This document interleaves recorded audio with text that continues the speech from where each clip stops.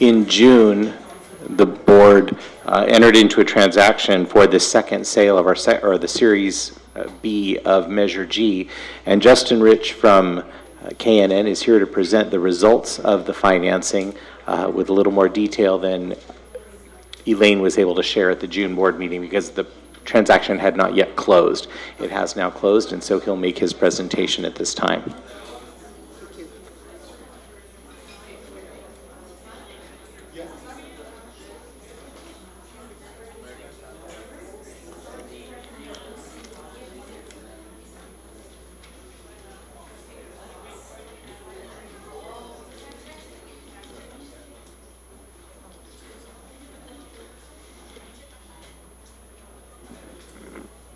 Good evening. Thank you for having me. Well, today I'm here to talk about the district's second series of bonds that have been issued under Measure G.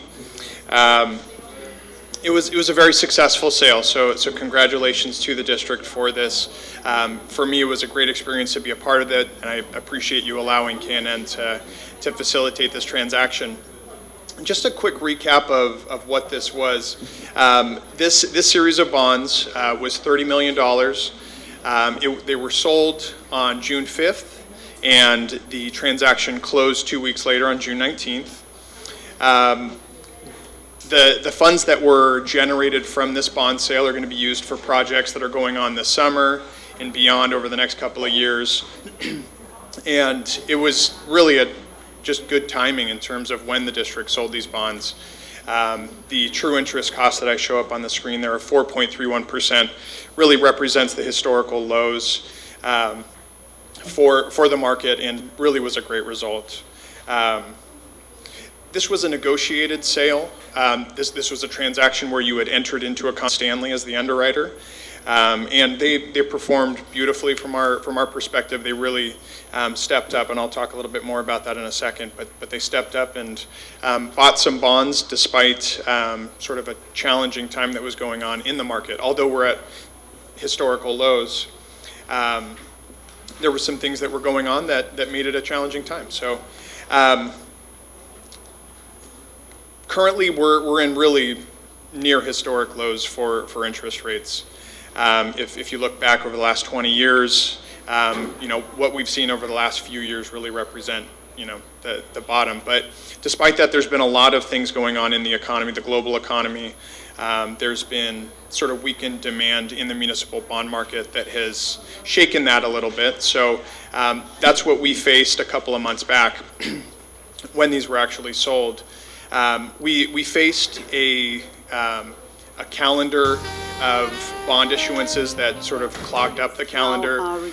We were right before some very large municipal bond deals. And so because of that, it made investors a little wary to purchase the district's bonds, trying to sort out, again, the global economic picture and what the municipal bond market would be doing. But we were still able to get some very favorable results despite that. And I'll show some of the comparable sales in a couple of slides here. I'll talk about some of the comparable sales that were in the market at that time and how the district compared to that.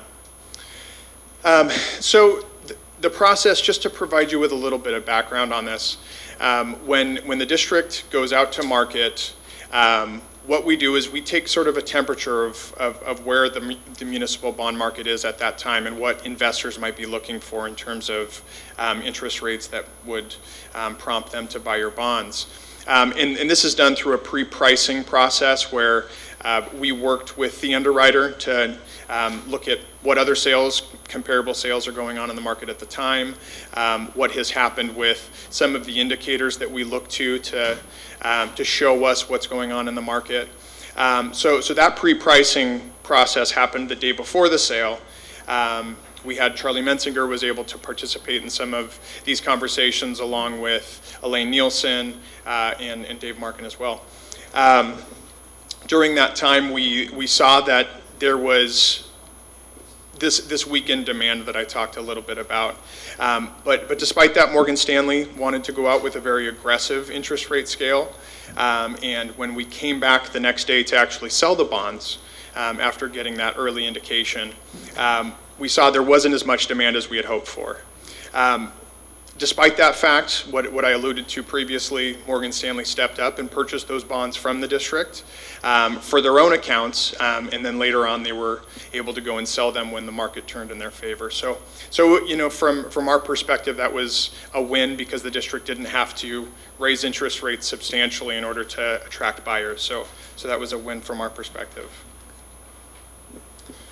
I just want to point your attention to these comparable sales.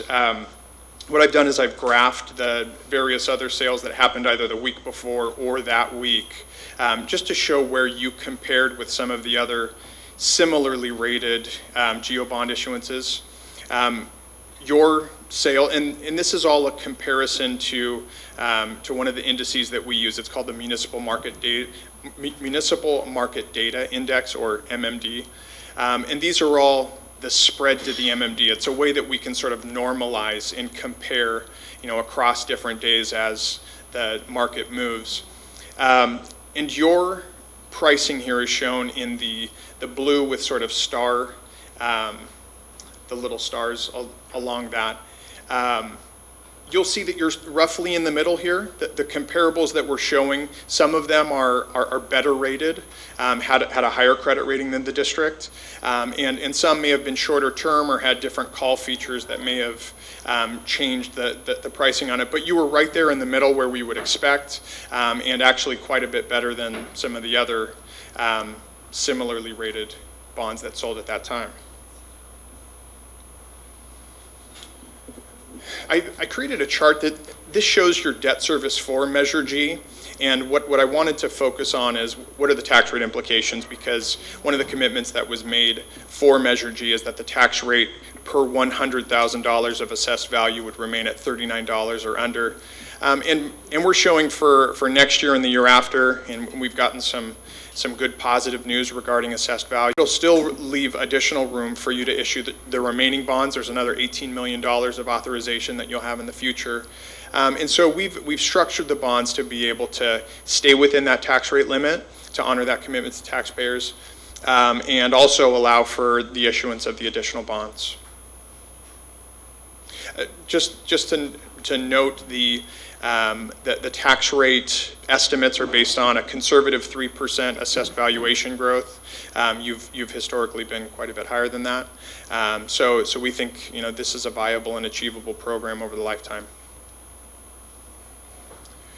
And then finally, I just wanted to talk about the cost of issuance. This is called for in education code. When we do come to the board and we present these results, we're also asked to present information about the cost of issuance. Overall, the $370,000 for the transaction represents about 1.25% of the total par amount of the bond, or the total amounts of the bonds, which was $30 million. You know, from our perspective, that's, you know, and that's one of our tasks as your financial advisor, to make sure that we're managing costs and that you know, you're paying what's reasonable in the market today. And this was a successful effort at doing that. So that's all I have, but I'd love to answer any questions you may have, talk a little bit more about the results of the sale. Is there any questions or comments from the board?